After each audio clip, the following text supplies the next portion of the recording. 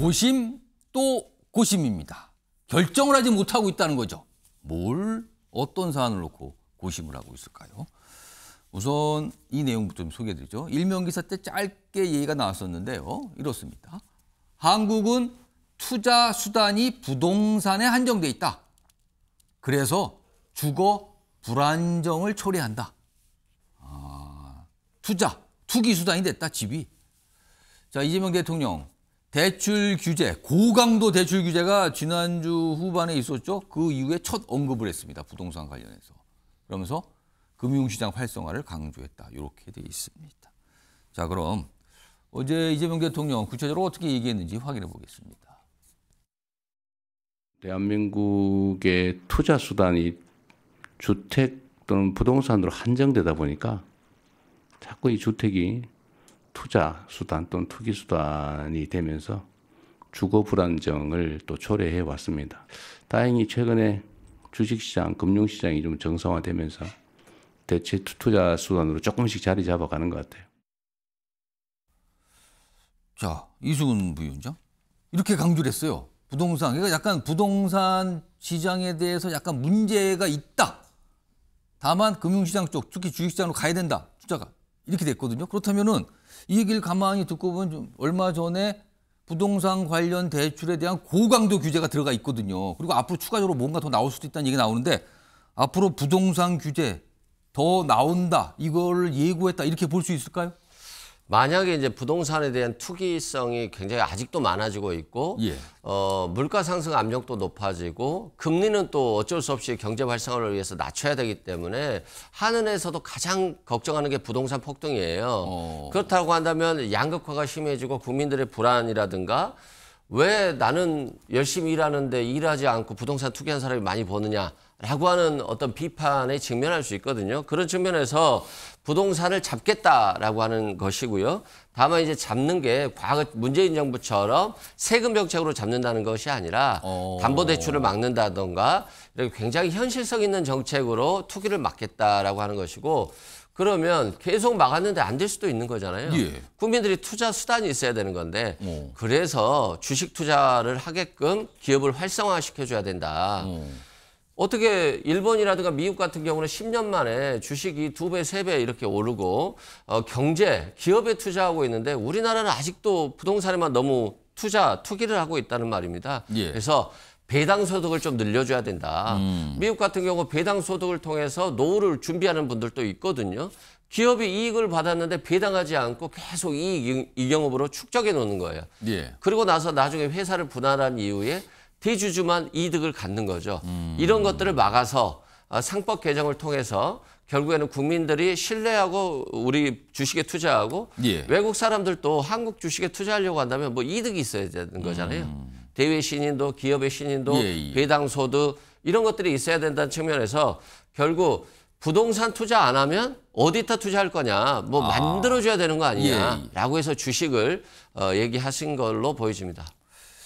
자, 어제 이재명 대통령 부동산 대출 규제가 나온이고 그리고 시행된 이후에 처음으로 부동산과 관련돼서 국무회의에서 얘기를 꺼내놓은 겁니다. 그래서 주목을 받았거든요.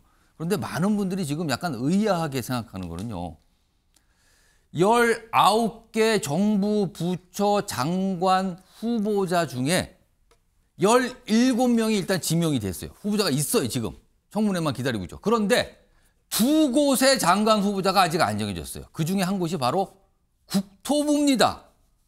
국토부는 부동산 정책을 총괄하는 정부 부처인데 굉장히 중요하잖아요, 지금 부동산 문제가. 근데 아직도 장관 후보자가 안 정해진 거예요. 무슨 이유가 있을까요? 아니면 사연이 있을까요? 관련 기사 준비되어 있습니다. 이겁니다. 고심 또 고심, 늦어지는 국토부 장관 인선. 설명이 잠깐 나왔네요. 전 국민이 부동산 전문가다. 그래서 함부로 못 뽑는다. 그럼 언제인가요? 이게 언제 뽑는 건가요? 이게 시간이 지체되는 건가요? 밑에 설명이 좀 있습니다. 이 아래쪽 분에 강조된 부분 좀 보죠. 대통령실 관계자의 설명인데요. 오는 3일 취임 30일 기자회견 전 내각의 남은 자리 인선 발표 진행하기는 어려운 상황. 그럼 오늘 내일 뭐 국토부 장관 후보자 누구입니다 이런 거 안 나온다는 얘기잖아요. 그럼 왜 이렇게 어려운가 도대체? 여기 또 설명되어 있습니다. 위쪽으로 가겠습니다. 여권 관계자가 살짝 설명을 내놨습니다. 문재인 정부가 부동산 때문에 날아가지 않았느냐? 아, 이거군요. 부동산 정책 잘못해서 정말 큰 어려움 겪지 않았느냐? 전 국민이 부동산 전문가에서 함부로 사람 쓰기 어렵다. 자, 문재인 정부 당시의 실패가 너무나 아프고 기억이 선명하다. 사람 고르기 정말 어렵다. 신중에 신중을 기하고 이런 거군요, 지금. 최경철 위원. 문재인 정부 당시 부동산 정책 실패. 이게 지금 이 장관 인선을 못하고 있는 배경으로 설명이 되고 있네요. 어떻게 보십니까? 뭐 제가 문재인 정부 때 청와대에 있었기 때문에 잘 알죠. 그때 김현미 장관이 국토부 장관이 와서 23차례였나? 하여튼 그렇게 부동산 정책 아무리 적게 해도 20차례는 훌쩍 넘어갑니다. 지금. 한 23차례 정도 될 것 같습니다. 뭐 그 이후로는 더 이상 나올 게 없어서 못했는데 어쨌든 이게 킬러 문항입니다. 사실 이게 가장 중요한 문제이고 어려운 문제이고 풀기 힘든 문제이기 때문에 이게 정권을 뒤흔들죠. 사실 그 문재인 정부가 보통 그 민주당 정부나 뭐 보수 정당인 국민의힘 정부가 집권을 보통 한 10년 정도 하죠. 그런데 문재인 정부가 5년 하고 바로 보수 정당으로 넘겨준 거에 결국 결정타가 부동산이었습니다. 그걸 지금 여당이 된 민주당 내부에서도 문재인 정부 당시 부동산 정책이 실패라는 걸 부인하지 않아요. 그거는요. 그렇습니다. 그게 고집스럽게 규제 정책으로 계속하면서 그렇게 됐는데 그렇다고 해서 그 당시에 임기 5년짜리 정부가 갑자기 공급 정책을 펼 수도 없는 겁니다. 뭐 땅이 갑자기 생겨나는 것도 아니고 그리고 공사 기간도 있는 것이고 그렇기 때문에 굉장히 어려운 것인데 역대 정부 중에 유일하게 부동산 정책을 펴내지 않은 정부는 김영삼 정부였습니다. 김영삼 정부는 그 직전 정부인 노태우 정부가 주택 200만 호 건설 정책을 폈기 때문에 부동산 정책을 펼 이유가 없었습니다. 왜냐하면 집이 워낙 많았기 때문에 결국엔 수요 공급이 맞아야 이게 부동산이 풀리는 것인데 지금 수도권에 집이 워낙 부족합니다. 그렇기 때문에 이것은 단기 정책으로 풀기가 어렵습니다. 뭐 그저께 대출 규제를 강력하게 내놨는데 이거는 23차례 문재인 정부 부동산 정책 중에도 이렇게 강력한 정책은 없었습니다. 대출 규제를 갑자기 이렇게 한 것은. 근데 이게 대출 규제 이렇게 한다고 해서 한 6개월만 지나 보십시오. 또 무슨 수를 썼어라도 대출 규제 이거 다 뚫고 나옵니다.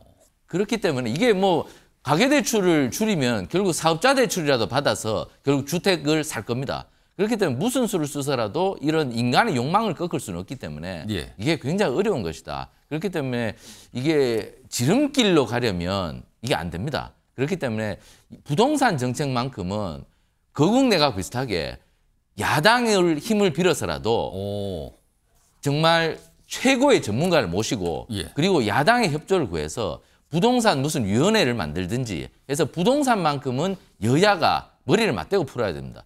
절대로 이재명 정부 혼자서 풀어서 이거 지금 공급자 제대로 안 되는데 대출 규제, 세금 규제 이걸 절대로 집값 못 잡습니다.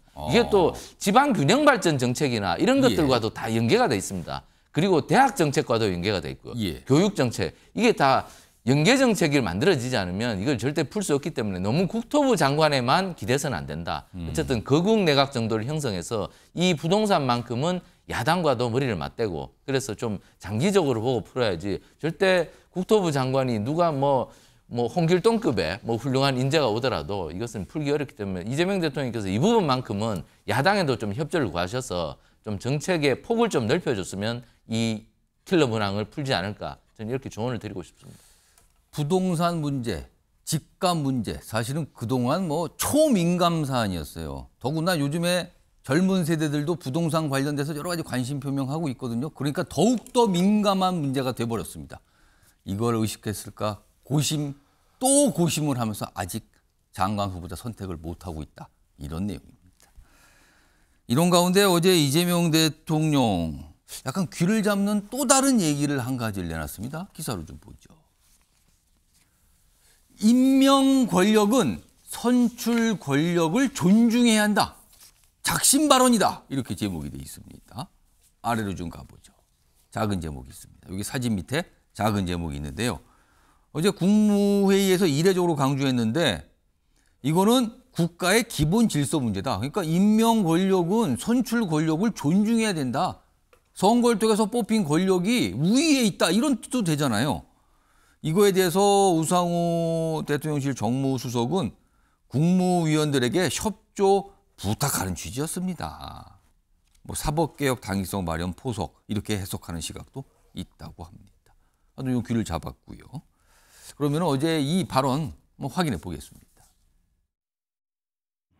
임명된 권력은 선출 권력을 존중해야 합니다.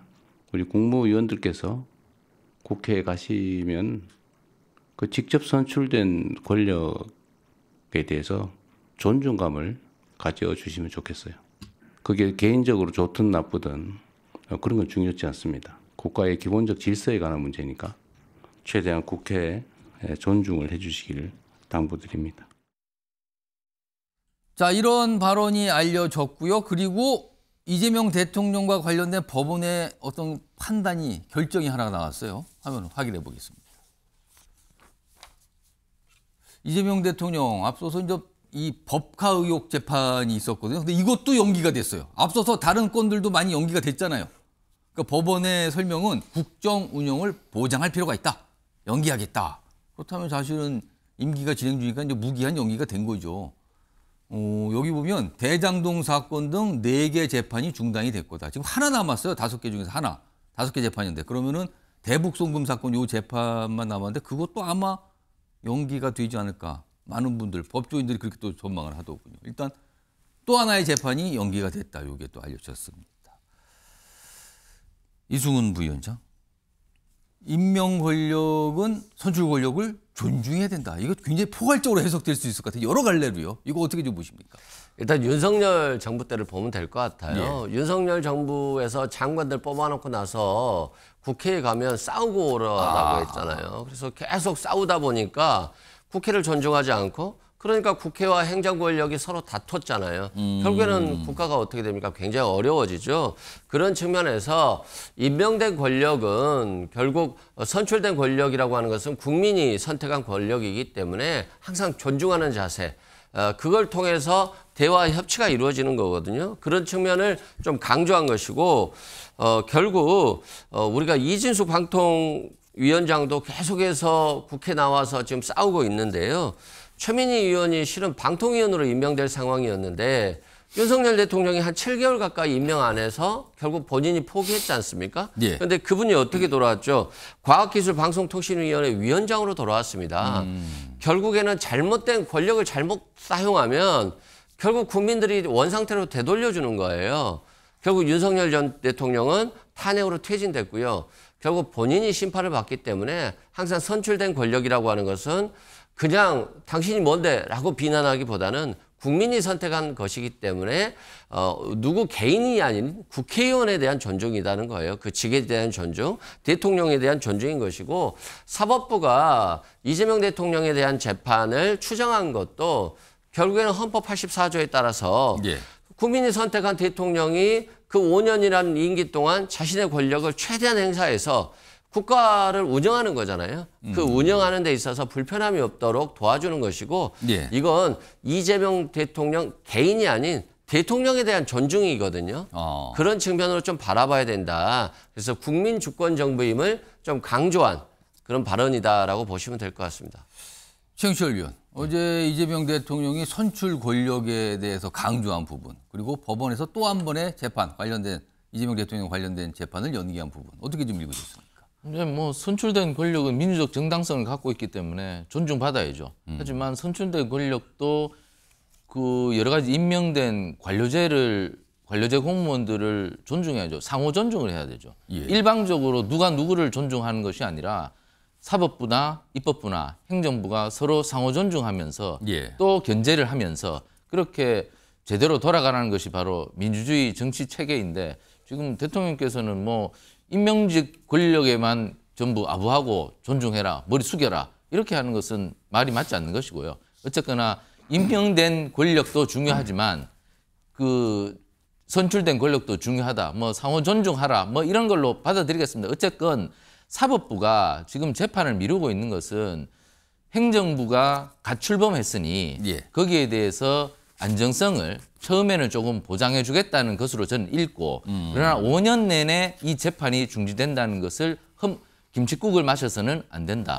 왜냐하면 헌법에는 소출을 하지 말라고 있지 예. 재판을 하지 말라는 조항이 없습니다. 예. 그렇기 때문에 명확성의 원칙을 기한다면 헌법 조항에 없는 것을 사법부가 그대로 따라갈 수는 없다. 그렇기 때문에 지금은 뭐 정권 초반기여서 사법부의 재판 미루는 것도 권한이니 지금 잠시 연장하는 것일 뿐이지 저는 언젠가는 재판이 열릴 것이라고 생각합니다. 왜냐하면 누구나 법 앞에 평등한데 누구라고 해서 선출된 권력이라고 해서 5년 동안 재판을 안 한다는 것은 지금 교도소에 있는 사람들이나 지금 재판을 받고 있는 사람들이 형평성을 제기할 가능성이 매우 높고 그리고 준법 의식이 무너질 가능성이 있다. 그렇기 때문에 대통령께서 지금 임기 초반이니 사법부가 어느 정도의 뭐 이해심을 발휘하고 아량을 좀 베푸는지를 모르겠지만 5년 동안 재판이 정지될 것이라고 본다면 이것은 과도한 상상이다. 저는 이렇게 조언을 드리고 싶습니다. 알겠습니다. 어제 국무회의에 있었던 이재명 대통령의 발언 그리고 법원의 추가적인 어떤 판단 요 내용까지 전해드렸습니다.